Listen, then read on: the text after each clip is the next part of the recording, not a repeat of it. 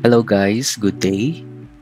This is another POV driving and pupunta ngayon tayo sa Mitsubishi Baliwag para sa ating 40K PMS.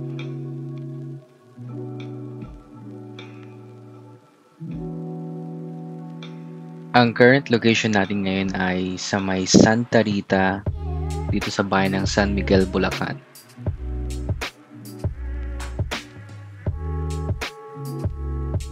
Isa rin sa agenda natin today is mag-upgrade ng headlights ng ating Montero. So papalitan natin yung high beam and low beam and pati na din yung fog lamps kasi for sure makaka-relate yung mga owner din ng GLX na mahina yung stock na headlight ni Montero.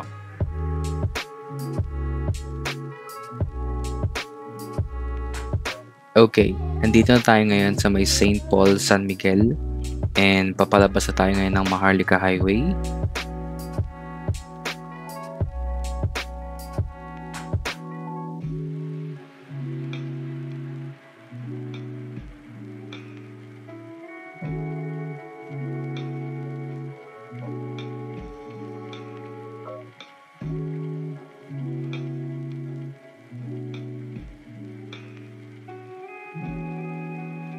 Sa mga dumadaan dito sa may San Miguel papuntang San Ildefonso, malamang sa malamang ay nabiktima na din kayo ng mga butas dito.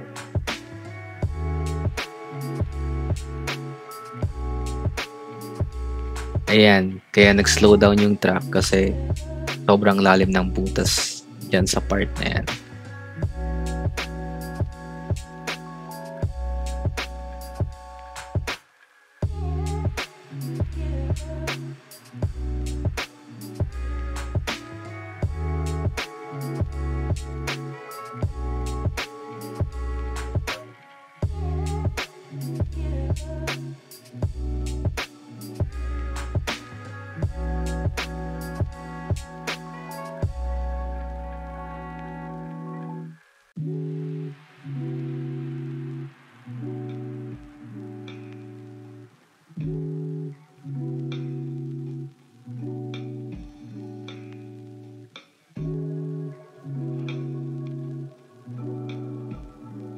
Mapapagewang-gewang ka na lang talaga para umiwas sa mga butas kasi sobrang lalim ng mga yan.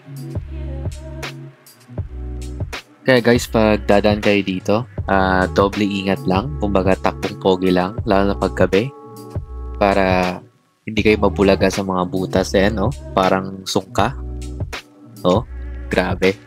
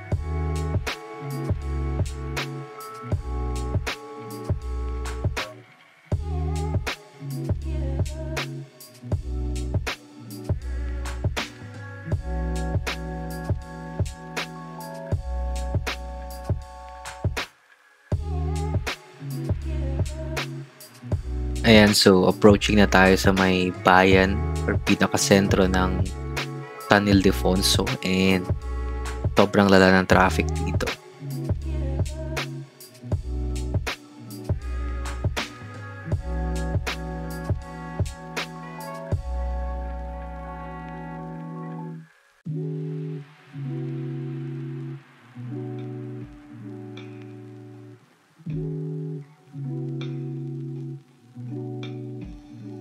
Nagkakaroon na ng build-up ng traffic dito dahil sa may intersection sa bungad, sa may part na 7-Eleven.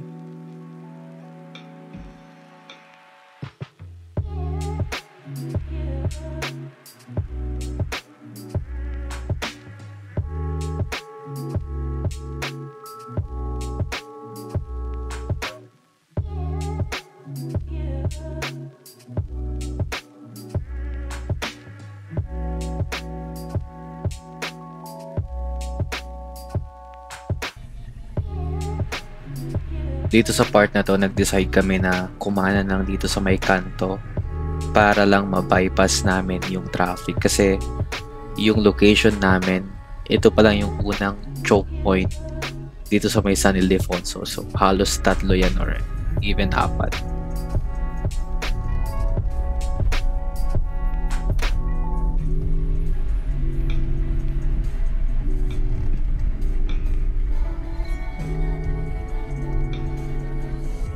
Medyo makipot lang yung daan dito and lubak-lubak din yung daan.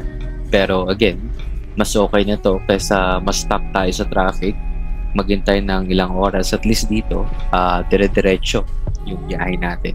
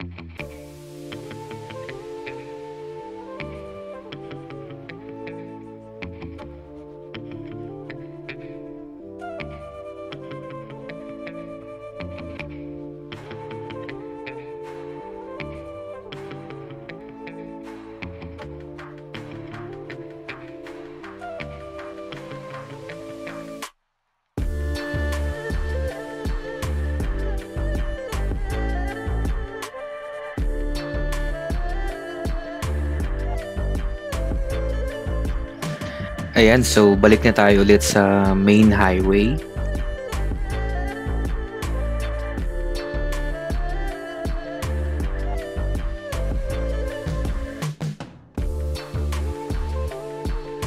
So, naipit na naman kami sa traffic dito sa part na to. Kasi may nasira ang truck. So, yung 2 lanes naging 1 lane lang.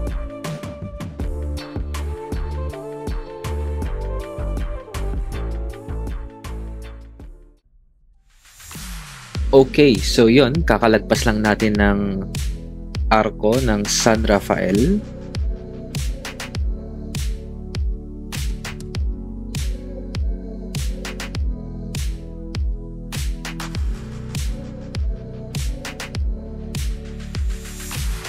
Yung daanan sa may kaliwa, dito sa may Shell, actually ito yung papasok sa may Plaridel Bypass Road. Pero dediretso tayo since pupunta tayo ng Baliwag. So dadaan tayo sa may sentro ng San Rafael.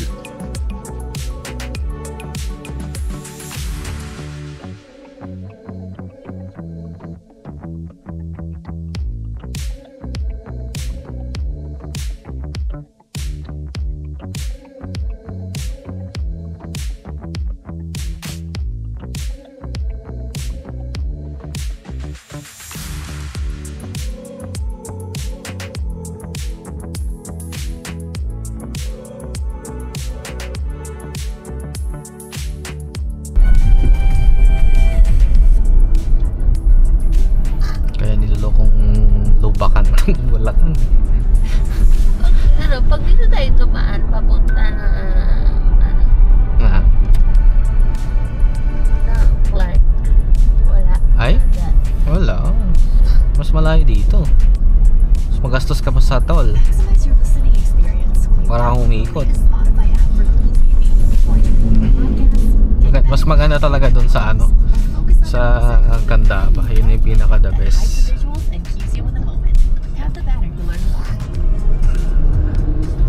Sabi naman mga daanan to.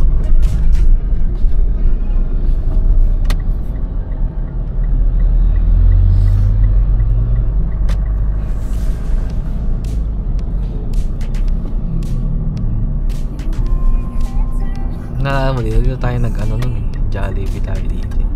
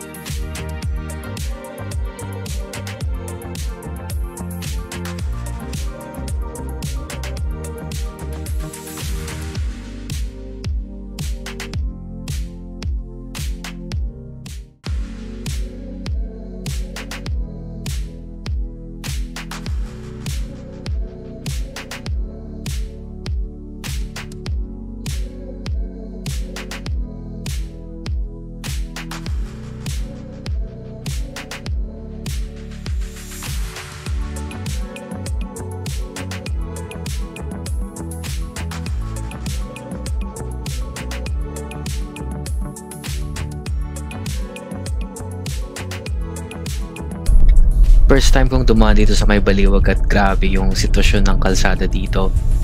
Lubak-lubak talaga. As in, kapag di mo sanay yung kalsada dito tapos first time mong dadaan, and then gabi pa, tas mabilis ka, sigurado disgrasya yung aabutin mo dito. and approaching na tayo ng kanilang overpass.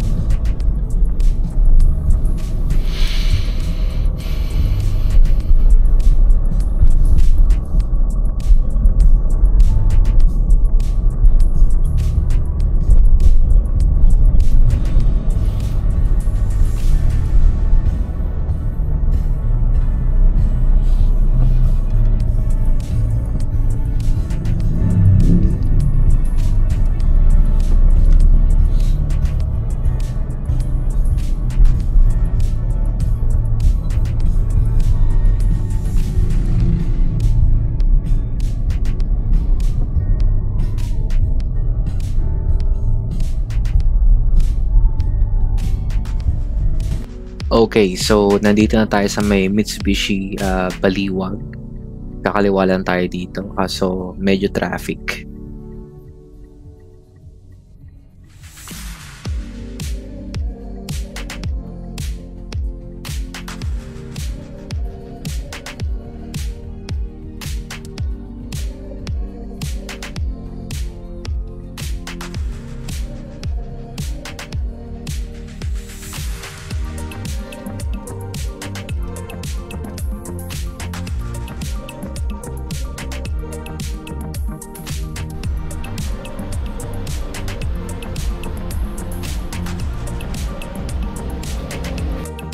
Okay. Hindi na tayo nakapag-video sa loob ng casa pero ang total na binayaran natin is around 19,000 pesos.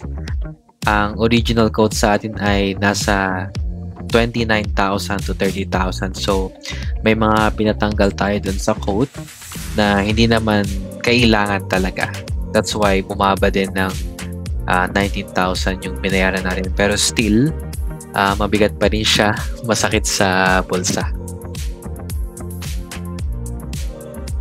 And since tumatanda na rin yung sasakyan, medyo expected na rin na tumataas na rin yung cost of maintenance.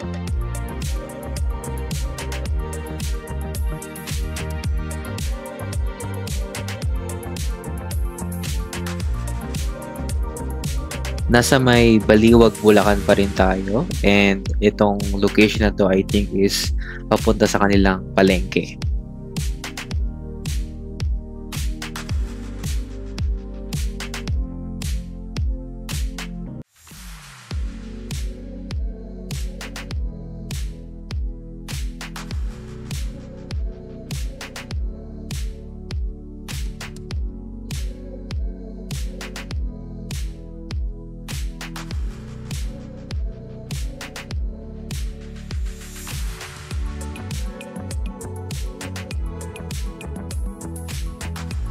Okay, so approaching tayo sa may parang pinakapalengke nila and ito yung rotonda.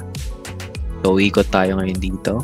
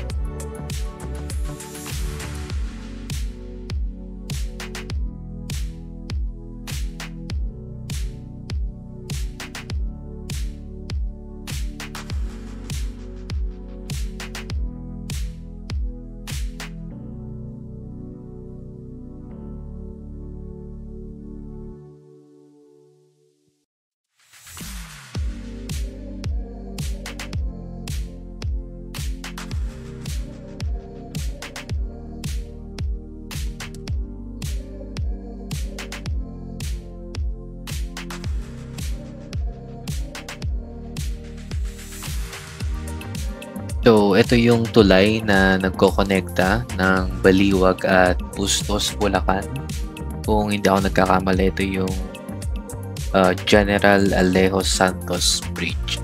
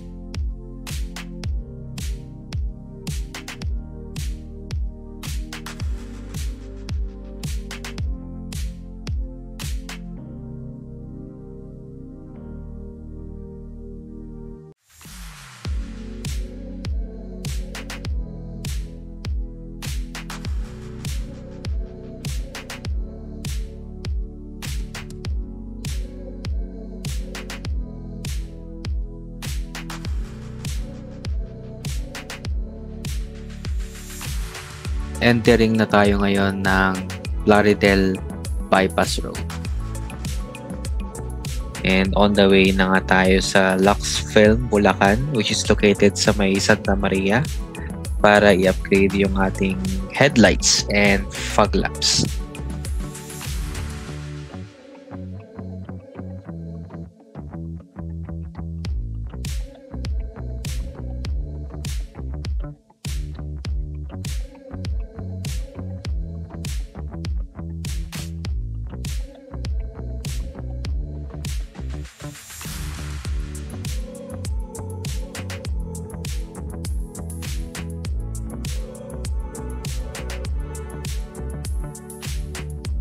Sa kasamaang palad ay na-deadbat na yung ating camera guys, so hindi na tayo nakapag-video papunta sa may Lux Film sa Santa Maria, Bulacan.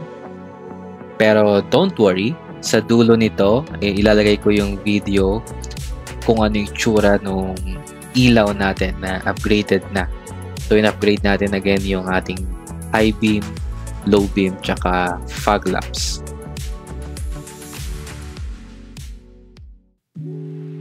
Ayan, so ganito yung itsura nung upgraded na ilaw natin. Ang naka-on ngayon is yung fog lamps and then yung low beam. So yung ating fog lamps actually is tricolor, yung in-avail natin. So ito yung kulay niya, super yellow, and then warm color, and then white. Malaki talaga yung difference nung upgraded na ilaw ito at yung dati kong ilaw yung stock, lalo na pag gabi and umuulan, so halos di mo na makita yung daan.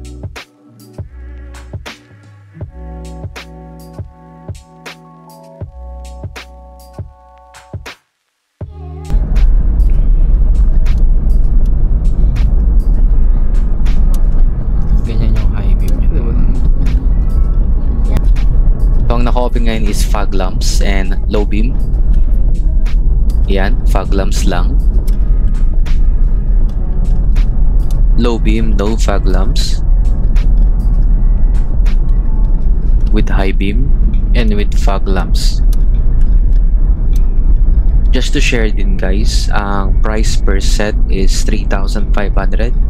So nag-upgrade ako ng 3 sets. So high beam, low beam, tsaka fog lamps.